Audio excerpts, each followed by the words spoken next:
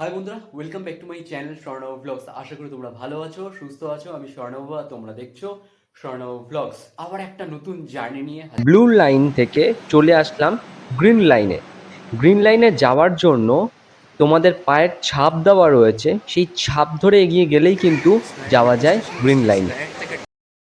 পুরী যাওয়ার maximum train রয়েছে হাওড়া শালিমার সাঁতরাগাছি থেকে।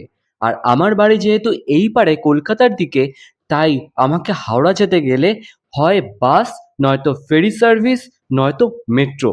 তো আজকে যাচ্ছি আমরা ইস্ট ওয়েস্ট মেট্রো ধরে। দমদম থেকে আমরা একেবারে 25 টাকা দিয়ে টিকিট কেটে ডাইরেক্ট স্প্ল্যানেড ভায়া হয়ে আমরা চলে গেলাম হাওড়া স্টেশনে। আর হাওড়া আন্ডার ওয়াটার মেট্রো অর্থাৎ ইস্ট ওয়েস্ট মেট্রো দিয়ে কয়েক সেকেন্ডই আমরা পৌঁছে গেলাম হাওড়া স্টেশনে। এরপর আমরা 12837 হাওড়া পুরী সুপারফাস্ট এক্সপ্রেস ধরলাম রাত্রে 10টা 40 ছাড়ার টাইম।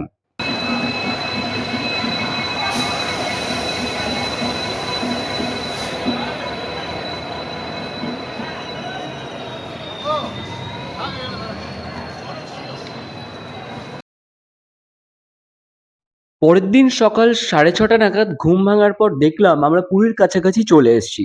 তো আমরা পুরীতে পৌঁছলাম 7টা 10-এর আগেই। অ্যাকচুয়ালি টাইম ছিল 7টা 10 নাগাদ, কিন্তু তার আগেই প্রায় 6টা 55 নাগাদই আমরা পুরী স্টেশনে পৌঁছে যাই।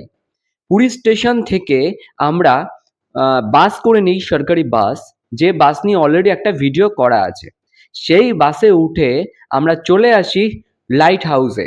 তার কারণ লাইট হাউসে আমাদের আগে থেকে বুক করা রয়েছে হোটেল। খুব কম পয়সার মধ্যে আমরা এই লাইট হাউসে পৌঁছতে পারি, মাত্র 10 টাকা ভাড়া নিয়েছিল। যেখানে অটো প্রাইস বা অন্যান্য গাড়ির প্রাইস 20 থেকে 25 টাকা পার পার্সন, এবং বার্গেনিং করতে হবে, অনেকেই চায় 50 টাকাও নিয়ে নেয় পার হেড। সেই তুলনায় বাসের সার্ভিস যথেষ্টই ভালো, আধা ঘন্টা অন্তর সার্ভিস ছিল। আমরা বাসে করে লাইট হাউসে পৌঁছে যাই। এই লাইট হাউস এবং বাস নিয়ে যথেষ্টই আমার ভিডিও অনেকগুলো আছে। এরপর আমাদের আগে থেকে বুকিং করা হোটেলে চলে আসলাম, চেক ইন করলাম। হোটেল সার্ভিস যথেষ্ট ভালো পেয়েছি আমরা, অনেক কম পয়সার মধ্যে, যেহেতু আমরা লাইট হাউসে ছিলাম।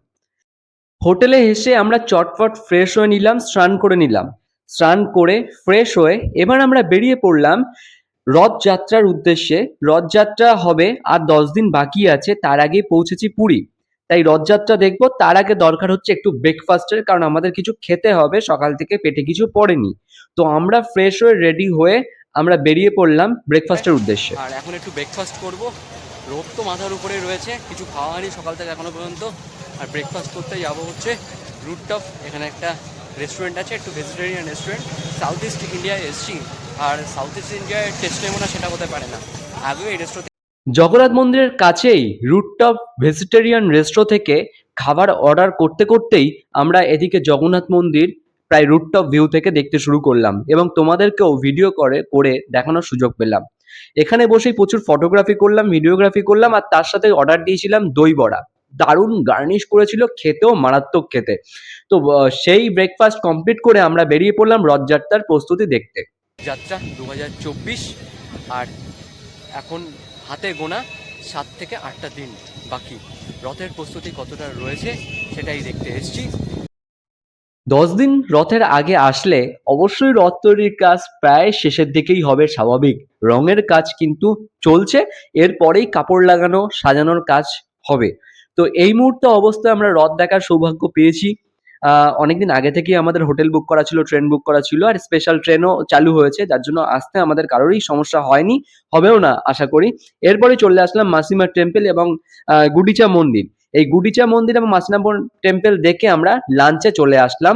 আমরা দুপুরের লাঞ্চ নিয়েছি, বাঙালি খাবার নিয়েছি, কারণ সাউথ ইস্ট ইন্ডিয়ার ব্রেকফাস্ট করে এবার দরকার দুপুরবেলা একটু বাঙালি খাবার, ভাত না পড়লে হবে না। তাই আমরা বাঙালি খাবার ট্রাই করলাম। আর এখান থেকে বাঙালি খাবার খেয়ে হোটেলে একটু রেস্ট নিয়েছি। রেস্ট নিয়ে আমরা বিকেল বিকেল চলে আসলাম পুরীর লাইট হাউসে। আমাদের হোটেল থেকে অনেক কাছেই ছিল লাইট হাউস, তাই কোনো সমস্যা হয়নি লাইট হাউসে আসতে। লাইট হাউসের সিটির ভিউ নেব না, সেটা কখনো হতে পারে না। এত সুন্দর একটা বিকেলবেলা সানসেট, আর তার সাথে এরকম একটা হাওয়া, দারুণ পরিবেশ, এটা উপভোগ করবো না সেটা হতে পারে না।